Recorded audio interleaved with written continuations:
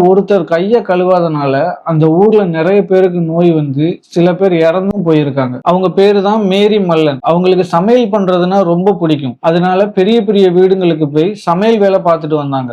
மேரி எந்த வீட்டுக்கெல்லாம் சமையல் பண்ண போனாங்களோ அந்த வீட்டுல உள்ளவங்களுக்கு எல்லாம் வரிசையா டைபாய்டு காய்ச்சல் வர ஆரம்பிச்சுது. ஆரம்பத்துல இத கண்டுக்கல.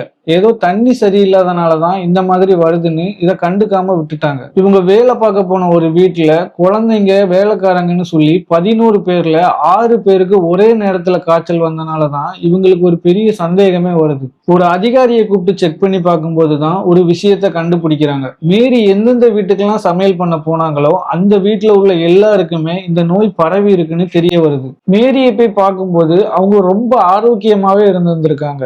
ஆனா அவங்க உடம்புக்குள்ள இந்த டைபாய்டு கிருமி ஒளிஞ்சு இருந்திருக்கு. அவங்க கைய சரியா கழுவாம இந்த சமையலை பண்ணனாலதான் மற்றவங்களுக்கும் இந்த நோய் பரவி இருக்குன்னு தெரிய வருது.